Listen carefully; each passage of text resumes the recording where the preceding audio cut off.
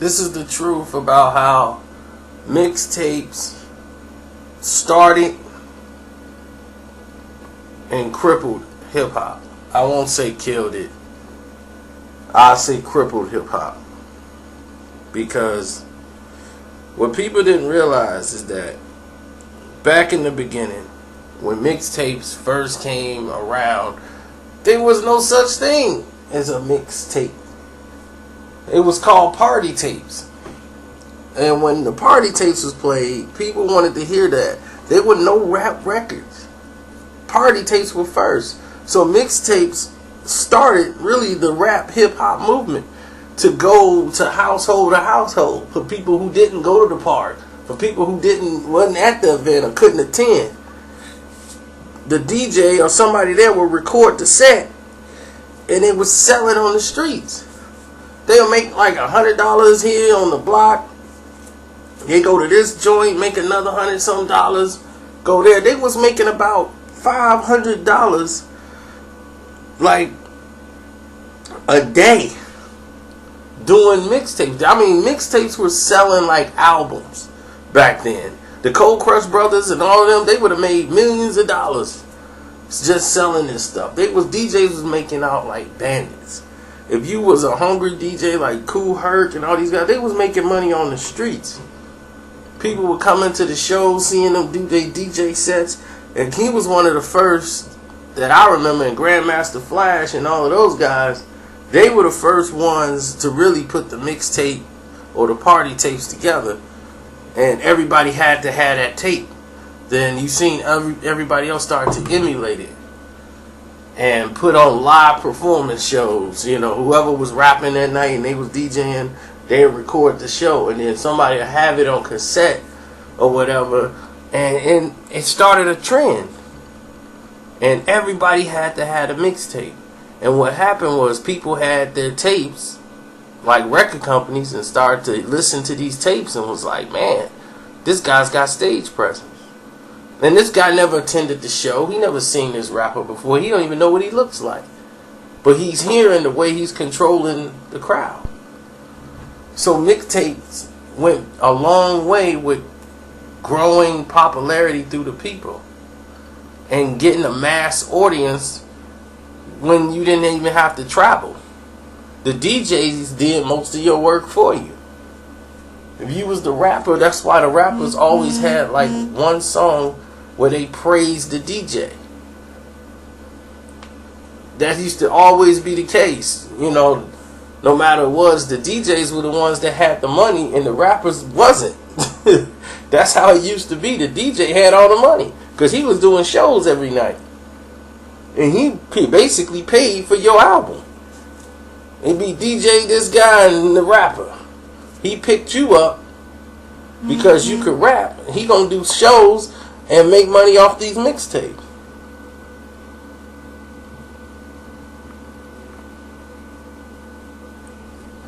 So it was like a simian circle that one fed off the other. So when they went to making records, you had DJ Jazzy Jeff, DJ this guy, and this rapper. Everyone started following that trend. And through the like 80s and 90s, mixtapes, now that people got record deals, the mixtape scene became something that like was a mom and pop type thing. You had to go only there. Record stores didn't sell mixtapes because of the licensings and copying rights. You could only get those tapes through the local dealer, like the guy who's on the streets hustling, who's doing the parties, or the DJs who's still selling his set. You know, and people were buying them. But now it's a conflict of interest. And people are like, hey man, this DJ is selling my tape. I don't want him to do it. Or they come like, man, just give me one song off your album, you know, so I can put it together on a mixtape. So that way people know that your album is coming and there's a buzz. So through the 90s, you had people like Kid Capri come along and start to, you know, get things moving a little bit. And from the mixtape scene, because he had the different club sound. He had the Club 54, studio sound. So he had a lot of experience and a lot of noise. So when he came into the hip hop scene with his tapes, a lot of people was kind of following him. Then you had Ron G. You had a lot of different DJs, Ike Love. You know, it was, these guys were creating a foundation for people to go by off the mixtapes. Then before the Clue tapes and all of this stuff started coming out, this is what people used as marketing for the streets to let them know and be aware, this, hey, we're coming. So if you didn't get the magazine to see the ad, because there was no television ads, people weren't spending that kind of money to advertise on television. You did it through the streets. You did it through the people. So when they hear the mixtape joint, and they be, album coming in April. Get ready. Here's the new joint off the album. Boom, and it's the street single. Like the song, like when Nas was popular, he put out a mixtape. Even when he did It Was Written, he put out a mixtape of just his songs. It was just snippets of his songs. Then it had the full song to his street song that he gave out, Nas Is Like. And all that song was just a song to let the people in the streets know Nas is coming back out. So get ready to come by the album. So they ended up shooting the video in the hood, and vice versa. Now, over time, mixtapes started to say, well, giving y'all one song is a bit too much. Now, if you're going to put it in stores and I get paid off of it, then yeah, I'll do it. But other than that, you're going to get a verse from me. And we'll do it on some type of beat, and it's called a freestyle. Now, freestyling is coming into play. Where people's like, I'll give you a freestyle verse. And we'll do it on a beat or another beat that's hot. And people will that way be talking about my verse and my freestyle. And I'm only going to give you 16 bars and then I'm out. And you got a whole tape of like 35 songs and 35 different rappers doing freestyles on other people's hot beats. This became the new mixtape trend. And people like, oh man, they snapping on this whole freestyle mixtape. Now you got freestyle mixtapes coming. But what you're doing, and what had happened was a trend where the mixtape DJ had all the good stuff. The internet wasn't prominent. So at this point, the mixtape guy got everything. Then 50 Cent came and changed the game. He would take the hottest beat out, whatever was hot on the radio, they'd be boom, that's it. We using that beat right there. We using this beat, that beat, and that beat. We finna rap on it. Let's go. And they would make a full album mixtape. And I said, wow, a full hour? A full hour mixtape. Like 40 minutes or whatever. And put it out to the public. Like, here you go. Or what was that mixtape? Was like one of the largest selling mixtapes at the time. 50 Cent is the Future. That mixtape was everywhere. I mean everywhere. Every song, everything. And artists was upset because they're like, hey, wait a minute, who's this guy rapping on my songs? But 50's trying to eat. He's trying to get out there. So he's putting out full-length songs on record. They full records. But they on somebody else's beat. They ain't have to pay for them. They mixtapes. They not selling in stores. They selling on the streets. The bootleg guy got them. And everybody is like, man, let me get that. Let me copy that. I need to copy that. I need to copy that. And he's messing up album sales from these majors. And what 50 doing is saying, look, I'm gonna mess up all these sales unless y'all let me in the game. And he's dropping mixtape after mixtape after mixtape. That's how hungry they were. They was in their mother's basement, his grandma's basement, making bombs. Dropping bombs. Making mixtape after mixtape. So, they were making money, just making the mixtape. People was coming to him like, hey, 50, man, this is hot. Everybody playing it. People would bring him records to new records that was coming out that was going to be hot. They'd be like, man, this album finna be a smash, 50. You gonna get on it? He's like, you got an intro? You got an intro? I'll use it. Just give me the intro. Just send me the beat. Yeah, I'll get the unit. Yeah, we'll do something to it. And I'll have it out to you. We'll finish it up. We'll do a whole album. I'll let you debut the album. Because you brought me the beats. So when he do that, it was over. So 50 started putting out all these tapes in full-length form. And people saw how successful it was. And Eminem had the last one he made. And with Your Life's on the Line and all that, he put all those on that album. And Eminem had it and it got 50 Cent signed. And then 50 Cent became the biggest rap artist, fastest debuting rap artist at that time.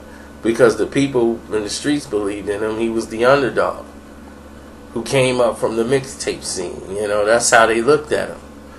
And now he's made it. You know, and he's making major records now.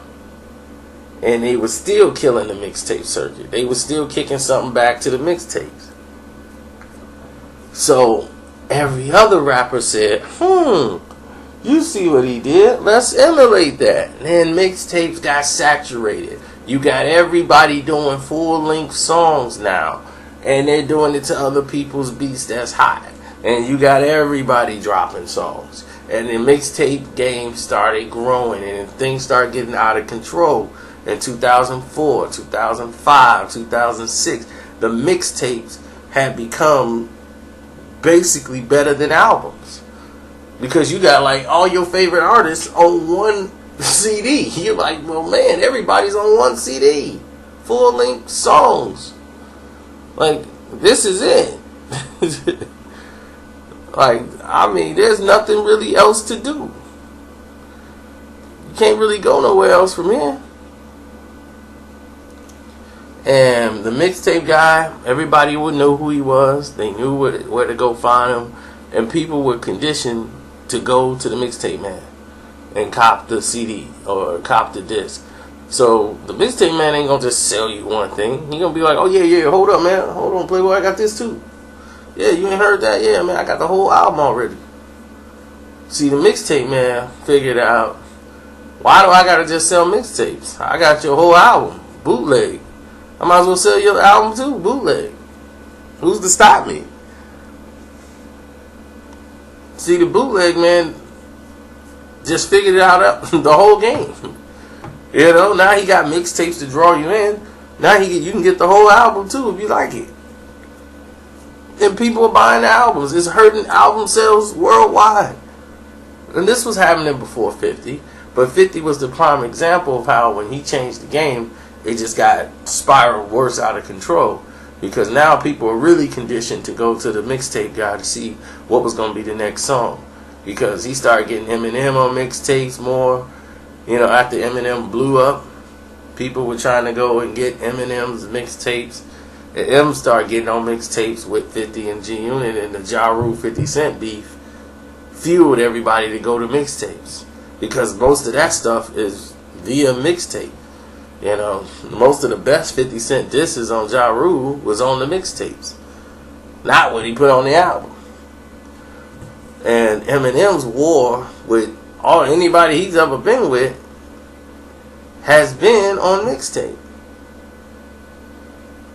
So when you look at it all the way around, you go, wow, everything was on mixtape. This whole thing, he's like, I never really noticed that. Nobody was really getting paid a barcode off this stuff. When Ja Rule put that album out, that was really the first time he was getting some money off Blood in My Eye. That was it. All that other stuff was just mixtape. Now, the mixtape scene is so messed up. Lil Wayne used it to build his career. People were getting paid more money because the record game is screwed up now. The mixtapes were paying you more. You was making more money making a mixtape than you were making a record. Because when everybody take their pieces out of the record, then you screwed. So you might as well go and make some mixtapes. And Lil Wayne figured that out. I'm like, look, y'all ain't going to pay me right. I'm going to go over here and make some mixtapes because I'm making more. I'm the hottest artist in the world right now. So let me just make these mixtapes and I'm good. And Lil Wayne became the new mixtape king. Any Lil Wayne mixtape people had to have. And it saturated the rap game. And the rap game became mixtapes. Dude, that's where we at right now. Everybody want a mixtape now. That's it. All these young rappers, that's all they know is, man, I gotta get a mixtape out. And the whole game is crippled right now because of it. And studios are like, well, I ain't gonna pay you no money. You know, just put you out a mixtape.